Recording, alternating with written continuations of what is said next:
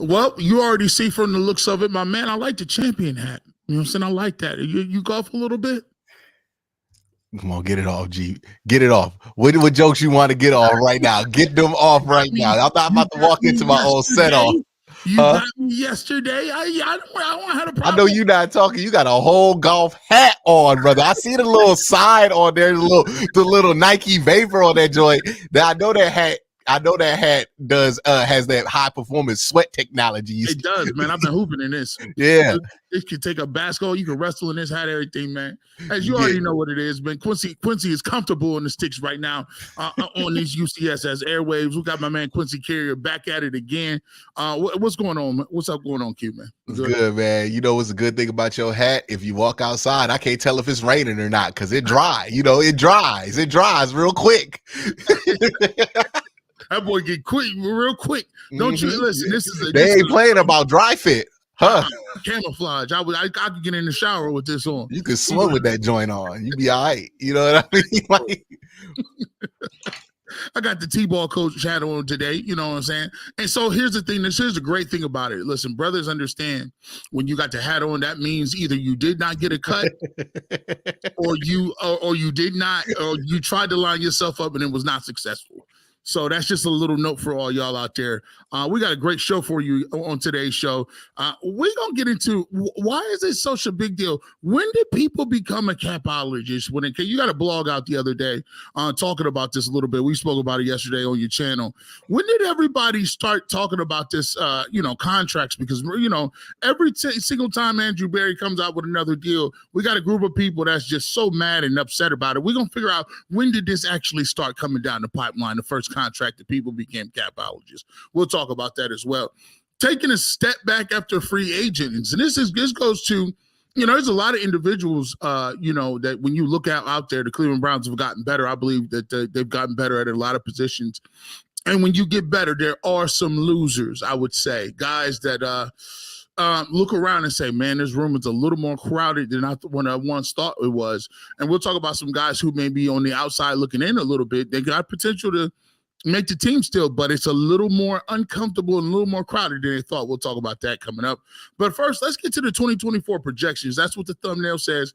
We're going to get into a little bit of a projection game. I want to talk to numbers. I want to get to some of these numbers. I want to see what you thinking about for some of the big-time players, Deshaun Watson, David Njoku, Jerry Jeudy, and Amari Cooper. We're going to talk about what numbers are you expecting those guys to put up. So you guys get ready in the chat. We're going to be coming to you with some of your thoughts. Make sure you put them in there and label them for the four guys, because we want to know what your expectations are.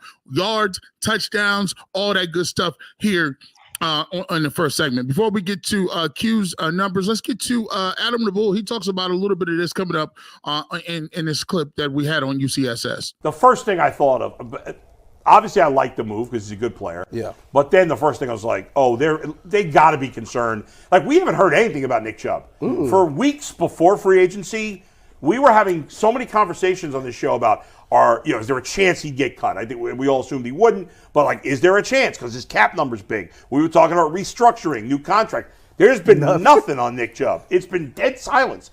Now, maybe no news is good news, but I think there's a part, I'll speak just for myself. I just assumed that Nick Chubb would be fine at the beginning of the season because he's Nick Chubb. I think he's like a Greek god. Yeah. He's going to be fine. Yeah. But he's still a human. Yeah. And he had 2 ligaments torn. Yeah. That is a pretty serious injury. He had to have 2 surgeries.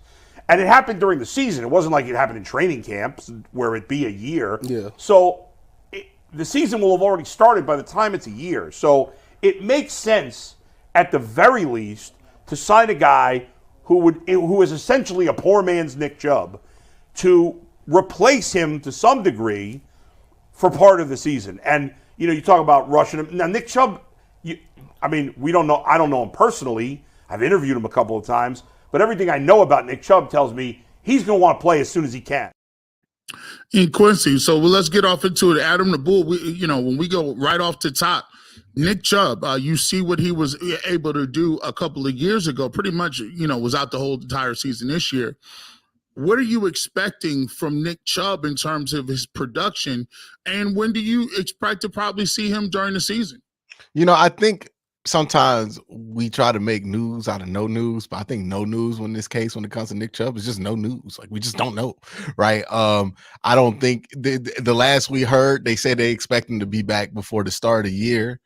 So that's what I'm gonna go off of until I hear anything differently. But it doesn't, like, they were gonna have to get somebody to play this role anyways, right? Because you're not bringing back Kareem Hunt, and you want to put Jerome Ford in more of a third down running back spot.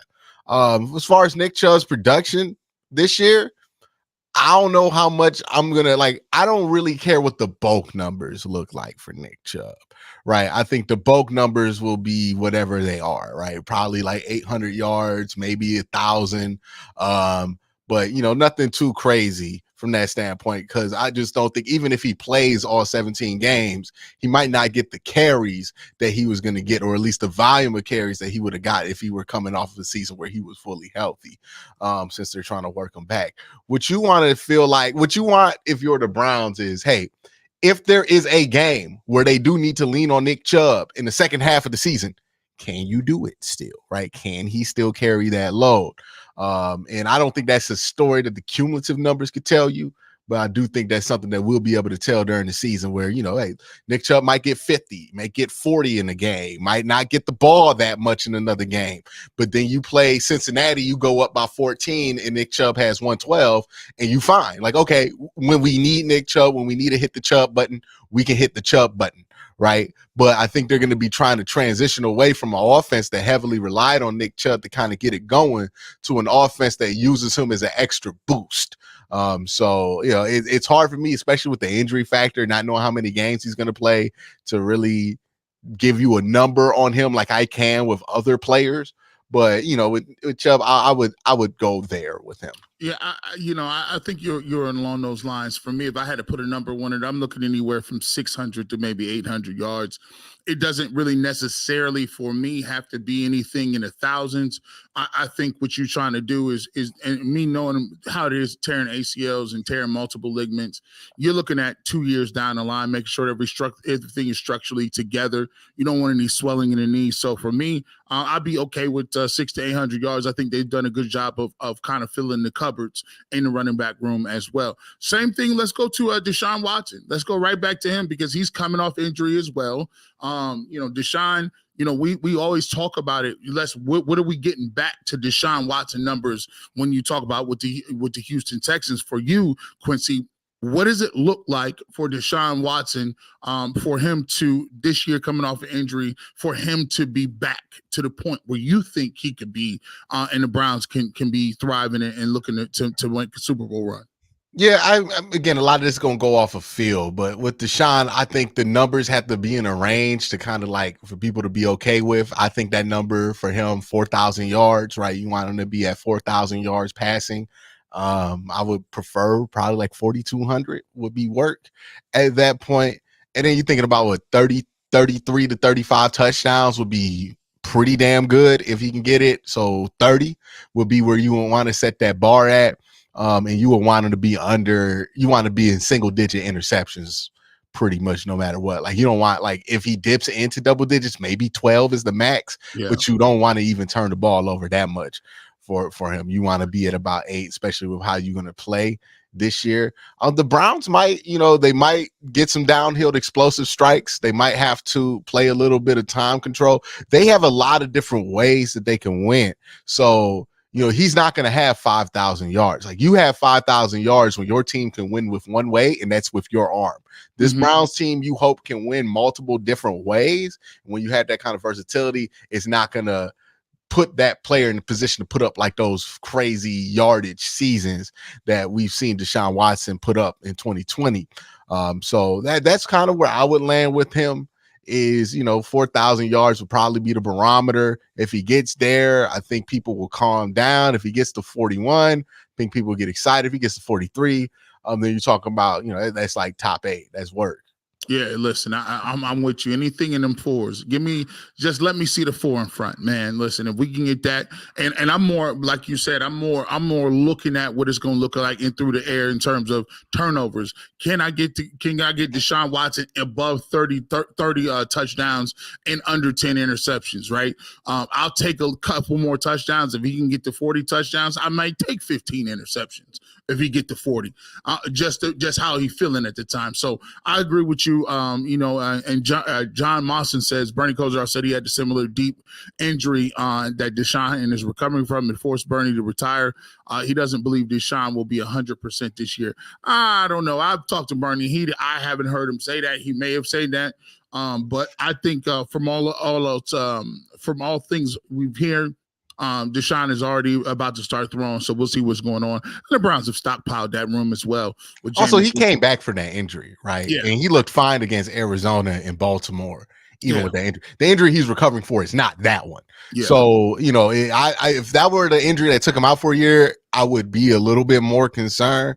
But the injury that took him out was a broken bone on his shoulder, not the muscle tear, the micro tears in the rotator cuff. All right, let's continue to go really quickly here. We down to the receivers now. Let's do these in one little bunch. Let's get to the receivers. We got Jerry Jeudy and Amari Cooper. They're going to be a tandem. I think you'll hear about them as in a bunch as well. Do you still expect Amari Cooper to put up the numbers he's at in the 1200s? And does your boy get over 1,000 yards?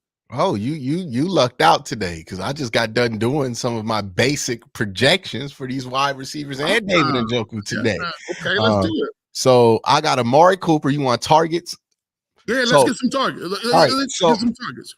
So I'm basing this off of past production and then kind of projecting what the roles are versus what the roles are going to be.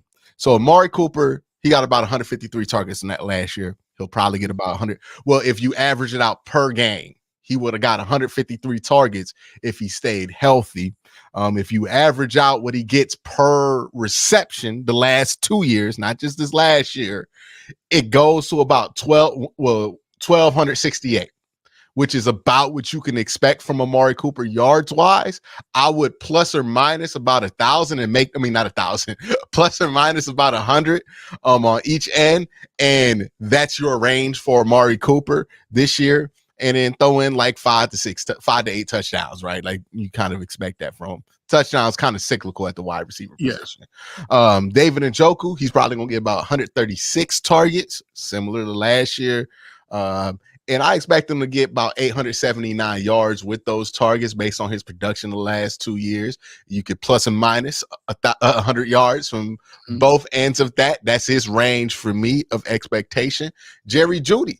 Not a lot of people know this. Average 14 yards per reception, which is in the top 30 of the NFL. So not bad there. He's going to go up in targets. Only had 83 last year. Probably going to get closer to about 119 this year if he stays healthy. And that puts him at 982 with his numbers over the last couple of years. If he just keeps that pace up, plus or minus 100. That's your range for Jerry Jeudy. If Jerry Jeudy puts up 1,082 yards, we're going to talk about that being work. You know, it's funny, G. This is just averaging out what he's been doing, right? If he just gets the target. And it's funny because people hear 1,000 yards for Jerry Jeudy. I'll take it.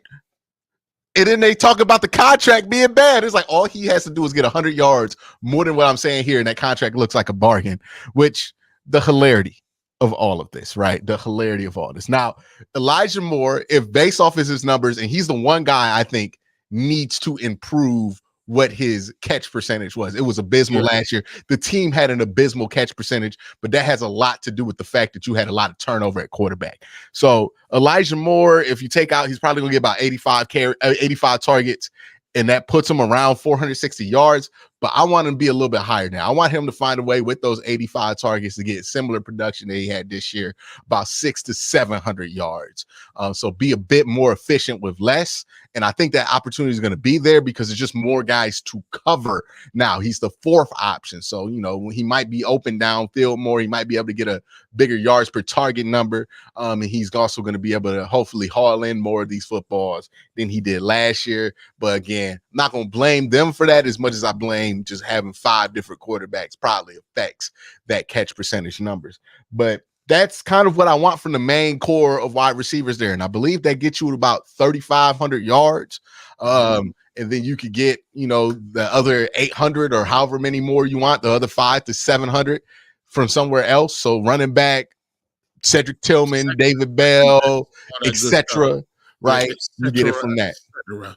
Listen, that's a great job of breaking that down. We talk about guys that's going to step up and get more yards. Let's talk about when we come back, guys that may take a step back because of the competition. Quincy G. Bush right here on the Ultimate Cleveland Browns Show. You already know what it is. Make sure you're checking out Tuesdays at 5 p.m. The Ultimate Cavaliers. That is Mikey McNuggets and your boy Jason Lloyd. And don't forget, coming up on Mondays, we got to start throwing that promo in. Zach Meisel and Adam the Bull will be doing Ultimate Guardian. So somebody put in the chat. I got to put my Google Calendar on. Yes, you do. For all this content we got coming over here, and the only place you can find it is on the UCSS network. All right, Quincy. Let's talk about this a little bit. We got a little video clip. We talk about guys taking a little bit of a step backwards. That's what happens when you fill up your roster and sign guys back. Somebody's going to be the odd man left out. Let's take a look at this clip from Ultimate Cleveland Sports Show, talking about who some of those names could be. I'm going to make a case for Alex Wright. Okay. So the Browns obviously have brought back all their veteran defensive linemen, all of them. I thought I remember thinking at the beginning of free agency that they'd bring back, maybe. Well, in addition to that, they also signed the guy from the Jets, whose name I keep forgetting. Quentin Jefferson. Q. So they've added 4 free agents in D-line, 3 that have returned, and 1 is a new guy. I didn't think they'd bring in that many guys. I thought Alex Wright at the end of last year showed a lot of upside and potential. He did. Now, I don't know if he's going to necessarily play less, but it's much more crowded with guys who are proven and veterans out there. And maybe Alex Wright, if I was Alex Wright a month ago, I might have been thinking, man, I got a chance to be a starter if I have a great camp. Now he's got no chance to be a starter. Well, he has Alex Wright as being a guy that may take a little step back. I don't necessarily see it that way. I think he's going to be part of the rotation and play meaningful minutes just like he did last year. For me, I would say a guy like, and I said this earlier in the show, I would say a guy like DTR. You bring in Tyler Huntley, you bring in Jameis Winston, you bring in 2 guys who've had some experience. DTR last year played so well that he had himself as the backup quarterback going into the first game of the season, and they moved off of Josh Dobbs and moved off of other guys. I don't think that's the case this year. He's automatically already taken a step back to the third spot as third quarterback, and he now has to deal with Tyler Huntley, who has played some meaningful snaps for a division rival. I think DTR is a guy who is looking around, not saying he's going to get cut. If he outplays Tyler Huntley, he'll have an opportunity to outplay him, but I don't look at that as a slam dunk when it comes to just where you were last year compared to where you are this year. Your thoughts on the guy that probably took is probably in a more crowded room than he thought he was going to be. Yeah, I mean, he's a bit of a victim to his own success. If he just wasn't good in the preseason last year, I bet we don't really think about this that much. But since he was and he did get that backup job, people are going to look at it and kind of notice it a bit more. That makes me think more of somebody who's drafted ahead of DTR. Siaki Ika. Like, Bull brought up Quentin Jefferson, and it's interesting he brought it up in just a position to Alex Wright. I don't know how much of Alex Wright's role changes, but Quentin Jefferson was the guy that was supposed to be moved out the way. So, I mean, Jordan Elliott was supposed to be moved out the way so you can give Siaki Ika more of a chance here. But, I mean, it looked like another season of him being in sweatsuits inactive all game. At least I know Alex Wright's going to be out there, right? I think that's going to be the difference when it comes to this conversation. Is like DTR went from somebody who might be dressing on game days to not, at least for the Browns, right? And the same thing is true for Siaki Ika, where he didn't dress last year, and he's probably not going to dress again this year. His name, I said his nickname is Healthy Scratch. This boy, like, that is tough. Like, when you talk about look up front, the Jefferson move, I think, really moved him back a little bit. And then plus, does it, you know, we talk about, you know, And he's such a one-dimensional player that you can't. Well, he's such a one-dimensional archetype. I don't know what he is as a player, but as an archetype, he's a one-dimensional guy. he doesn't So it's like the same type of build that the Browns guys have. Like, you know what I mean? He's more of a, let me get in my gap, hunker down, and do my thing. Like, he's not going to offer you much in the pass rush. he play a position that don't really carry a backup. And Dalvin Tomlinson is the starter, right? And I think that's the big issue for him. Yeah, that's one of the things. Cedric Tillman. One Cedric Tillman is a name that pops up a little bit too. Do you think Cedric Tillman, you know, if he would have played a little better last year, do you think that they still would have went out and made the move for Jerry Jeudy? Or do you think that, you know, he'll be probably is what it is? Like, he's going to be a guy that's going to be rotating there for the 4 for 5 slot? Or do you believe that him on the roster prohibits them from getting a receiver in the draft? I think he's also a victim of two things. One, the Browns ain't had that many draft picks, and two, you know, he flashed a little bit in camp his first year, and I think they got a lot of people really excited about him to the point where the expectations got really high on a player who's super raw. He is a little bit away from being ready to play in the NFL offense, and you got to think the Browns are switching this. You know, I'm hearing they're going to do more choice routes. Well, if that's the case, he's got some time. Right. Yeah. Like, he's got to be more precise with this route running. So I don't know if they're out on him. Like, I think some people feel like they are on him, but I do think that they feel like that's more of a 3-4 year project than it is a 1-2 year project with him. And since the Browns don't have any like first round picks that could take our attention away from it, we kind of focus on Cedric Tillman. But yeah, I think Cedric's kind of in a interesting spot, but Elijah Moore is not extended, so there's easily somewhere next year where he can slide in and take a spot there. When you look at some of these other guys, I don't even see what the potential is for Siaki Ika to slide up in there, because Dalvin's under contract for the next 2 years, and if you basically carry a backup nose, like, it don't make much sense. Yeah, they pretty much they stockpiled that front up there. So, you know, we'll see what's going on with Siaki Ika. Like you said, we talked about it before. The Browns they could put a 53-man roster together right now, based on how stacked they are at all these positions. When we get back, we'll talk about a little bit of the philosophical stuff, man. You know, what's the big deal about these contracts, man? It just seems like, you know, Browns fan, I don't know, we'll discuss whether they do this in other cities or how they do it, but it just seems to be that the Browns fans, a lot of our fans are, you know, fixated on price and how much somebody is actually worth. Is that the way the organizations think about offering contracts?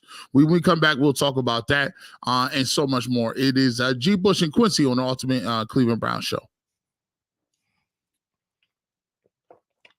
All right, let's talk about Ultimate 216, another slate of one of the great shows out here with the Cleveland Browns. Ultimate 216 is, of course, hosted by Earl Apparel, Thursdays at 5 p.m. Shout out to Earl. He's doing big things, man. Got his clothing line, Land Made, coming out. Excited to see some of him doing and growing and getting his money off, doing his thing out here. Had Cecil Shorts on there the other day talking about, you know, just mental health and things like that from players' point of view and perspective. Make sure you check out the Ultimate 216 Thursdays at 5 p.m. right here on the Ultimate Cleveland Sports Show Network.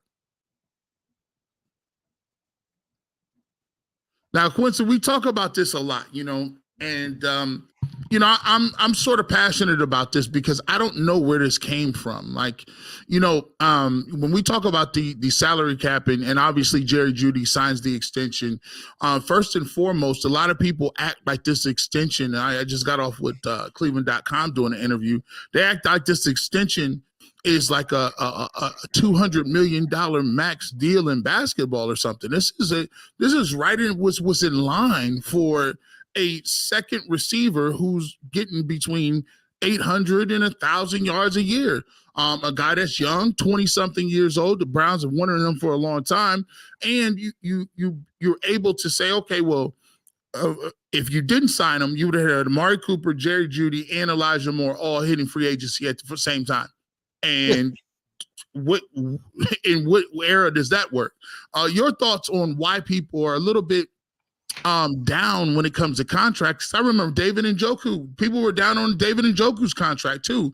Where did this kind of get into the vernacular and sports talk commentary?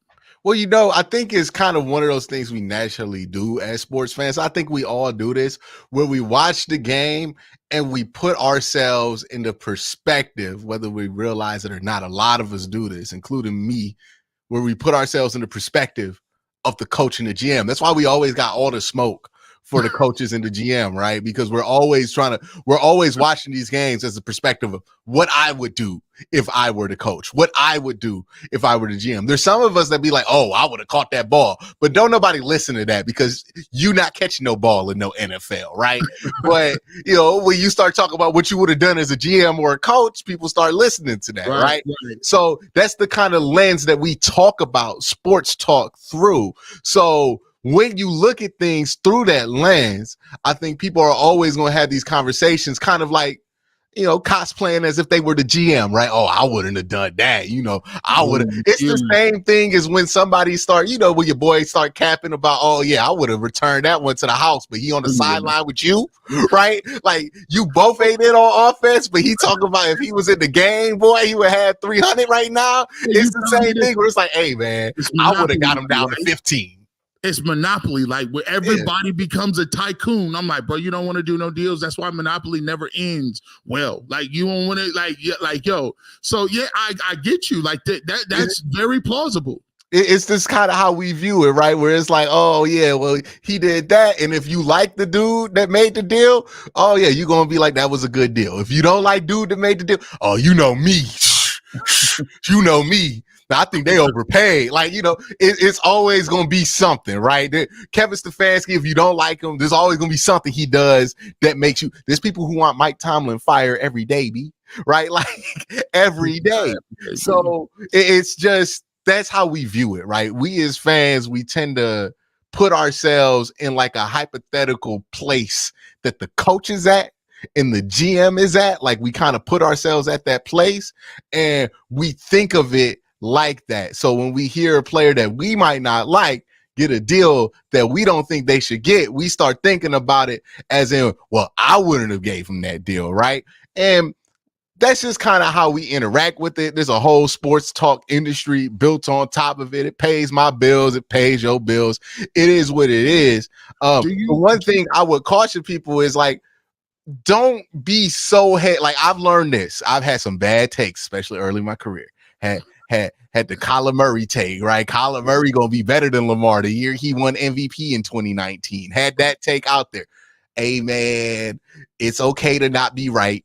Like, and sometimes sometimes we go so hard in these directions. I think what happened with Jerry Jeudy is that okay, you hear Mark Schlereth don't like him, and you hear that Steve Smith don't like him, and people find those two to be very credible. So they're like, oh, those two don't like him. Well, I really don't like him, right? And when somebody don't like him, what you do, you go extra hard. And why you don't like it's like when somebody becomes at the center of the roast. Now everything they doing is funny. Look at how he breathing. You saw him blow his nose. This man out here blowing his nose. Like everything about that man comes funny when he's in the center of the roast circle. But then you actually look at the production, you're like, well, it's not that bad. The Browns are paying him to be a 900-yard wide receiver. He's been an 800-yard wide receiver for most of his career. So if he gets up to 900 yards, you're paying fair market value. If he gets above it, you're paying under market value. But if he blows up this year and gets 1,100, 1,200, which they think is a possibility, then you're talking about paying $8 million under market value for a young wide receiver under 30. Not us under 30, under 28.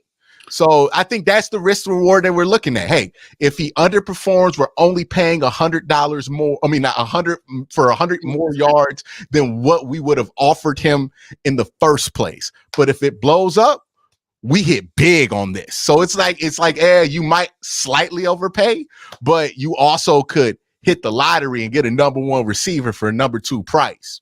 Let me get to these comments because I think y'all is funny. Most of these folks with D-Math students crying about contracts that they don't understand being paid by somebody else's money. Like I'm with you. I got my hands is up like that, dog. I've never quite done it, but My man Q Dub True. A lot of these dudes can't manage their own money, but they got the nerve to be on some GM's couches. Look, You know what it was? Yeah, somebody was talking about this. They got to the NFL, right? And they making like $40 million. And then everybody who grew up broke with him talk about what he should do with that money. It's like, how do you know? Right? Or Mark Flair. But it's like that, right?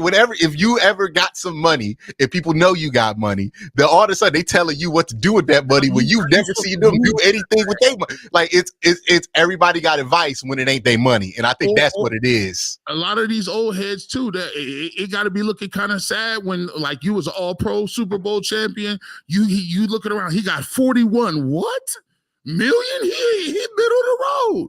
Yeah, the inflation, bro. Inflation. You gotta go vote. Inflation, and also, football's just worth more money than it was back in the day. It is. You take that for it's worth. Terrell Glenn says we all know somebody that cap like that on the sidelines. They be, man, if I was in the game, I would have took that to the crib. Or not even on the sidelines, in the stands with me and you. Talk about some, man, if I would have hurt my knee.